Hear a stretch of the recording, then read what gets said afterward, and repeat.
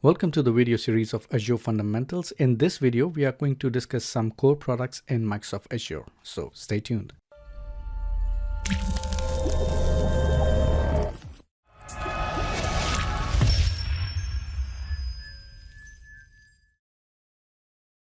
So let's start with compute services. There are many different kind of compute resources in Microsoft Azure. So the first one is virtual machine, and the virtual machine compute model is an infrastructure as a service, which allows you to have control of Windows or a Linux machine within Azure. So the reason why it's called a virtual machine is because Microsoft has software called a hypervision that runs on top of their machines, and that it makes you feel like you have control of an entire machine. But what in actual fact is, it's a machine that has been divided among you and other customers. So it's not a real physical machine that you have complete control of. It's basically a virtual machine. The next type of compute is called the scale set. We talked about availability in our previous videos and how you need to have duplicate version of things. So if you have got multiple virtual machines, you might want to consider putting them into a scale set. This gives you the elasticity in terms of being able to add and subtract virtual machines from that set. So if you need to accommodate for higher traffic or lower traffic, the scale sets also have their own load balancers, their own availability groups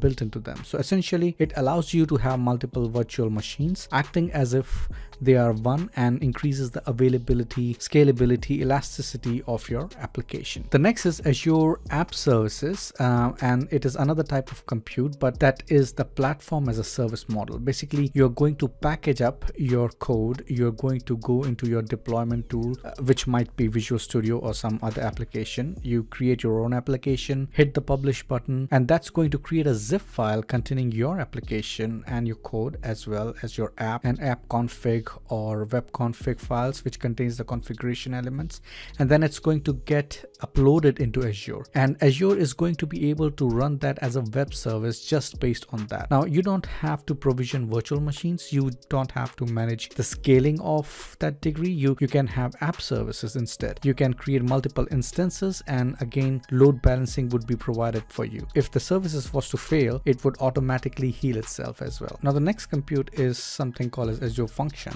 Now, sometimes it's also called the serverless model, which means that with an Azure function and the consumption configuration, you absolutely have no control over what servers are running, and even with functions, you can actually code your applications within the browser. So you don't even need a development tool, although you could use one. But Microsoft provides you an editor, a tester, a test harness, even with that. Now, functions are small. They are meant to perform small pieces of work. So if you set that up with consumption model, then you get million executions for free, and so it's a lot cheaper model. But obviously, the farther away you go from virtual machines, it is almost a new paradigm in terms of development style. Every type of compute service within Azure has a containerized version. Microsoft has some container specific services such as Azure Container Services and Azure Kubernetes Services. Now, if you are not familiar with them, containers are a fairly modern type of deployment style of code. So what you do is you take your code, you package it up, and you take everything that code needs to run into a single container, and then you can deploy that container into your testing environment, to your staging environment, and also eventually to your production environment, without having to recompile the code or make significant changes or do a lot of manual work to deploy. Now, the thing about container instances is that they don't have a lot of built-in scaling capabilities, but then you can't just grow that into a massive application. It's not designed to be elastic or to scale. It doesn't have any of those features, but it's quick. So the Azure Kubernetes Services is the container service. It does have the abilities to be elastic, to scale up and to scale down. So the Kubernetes services is basically on Google technology for containers called Kubernetes, and has been an industry standard.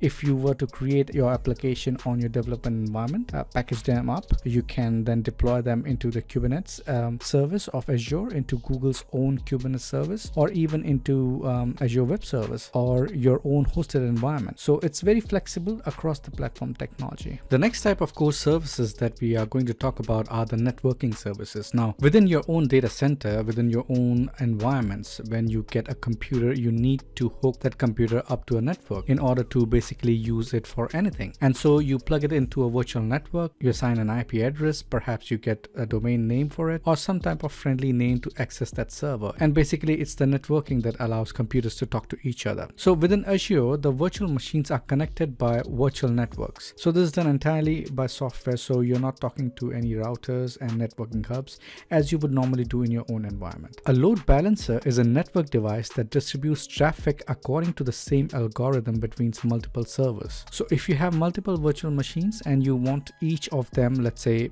you have 2 of them and you want to split the traffic 50-50, so you're going to need to put a load balancer in front of that in order for the traffic to be evenly divided. Now a VPN, which is also known as virtual private network, let's say you wanted your virtual machine running on a virtual network, but you do not want them to be accessible by the public. So you only want them accessible by your own company. In that case, you are going to have to set up a private network between your company and Azure. So the opposite of a VPN is the internet. So it's not the internet connected. You need to be VPN connected. So a VPN gateway sits on both sides of the private network. You're going to need VPN gateway for your own office and a VPN gateway running with Azure. And so VPN gateway is a service that Azure provides that allows you to have such private connection. Again, protecting your servers and services from connecting to the public internet. An application gateway might sound similar, but it's essentially a more sophisticated type of load balancer. So an application gateway is pretty much restricted to just distributing traffic evenly between devices. An application gateway can actually understand the traffic.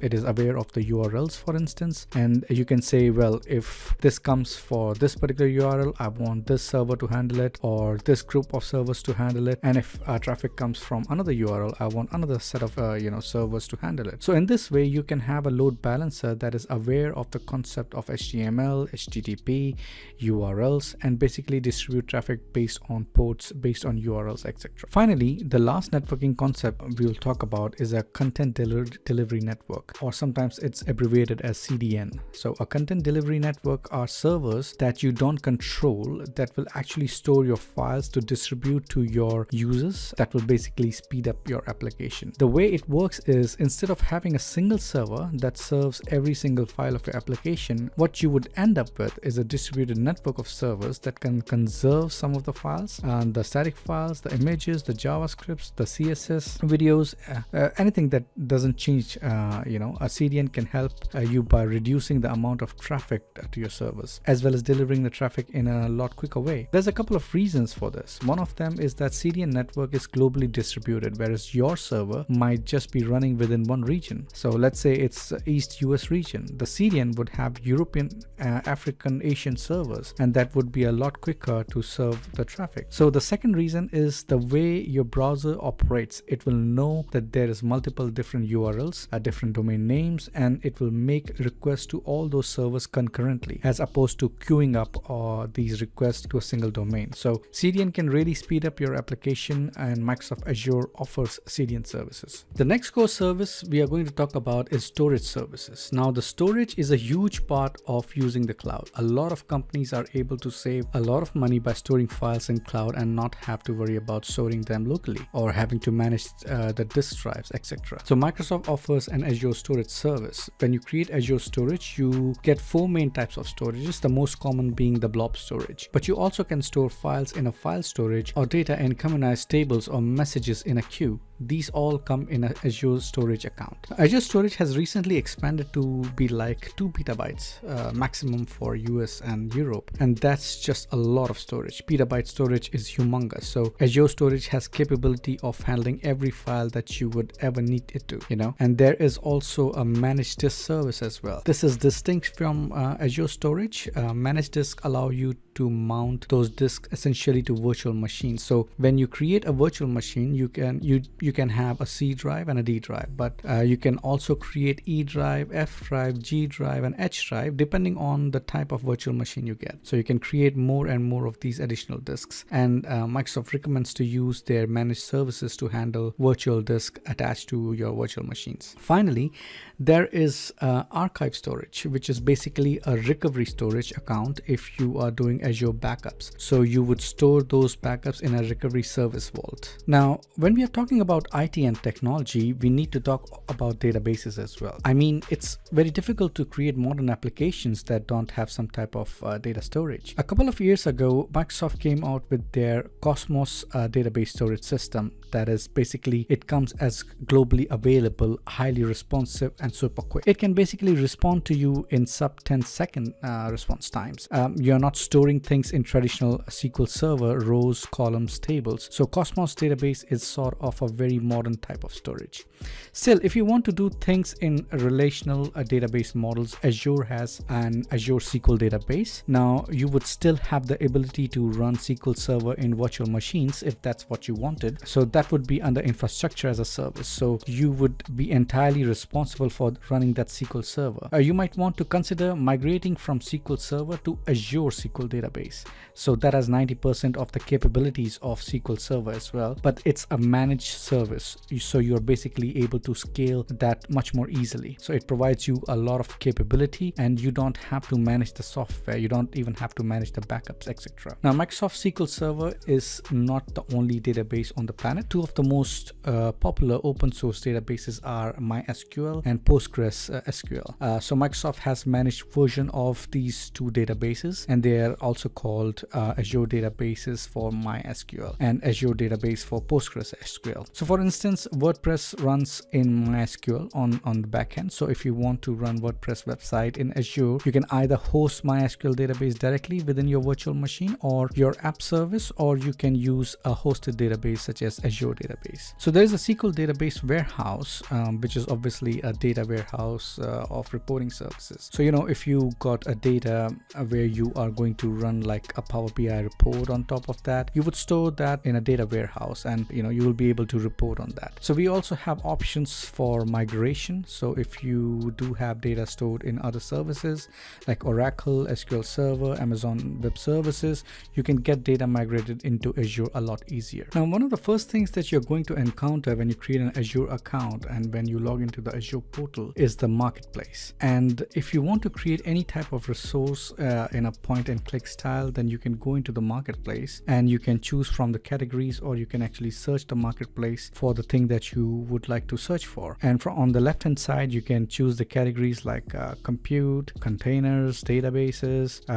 You can also go for networking. So you can go through all these categories, and there are various options available for you to create an environment. So there are actually hundreds of vendors competing to offer basically their images for you to choose. And you can see over here that you have Red Hat Enterprises as well, and there may be Barracuda, also Citrix in there somewhere, and different companies are offering their services to you. So sometimes even competing with Microsoft's own services. So not all of them are Microsoft services, so you can pick and choose.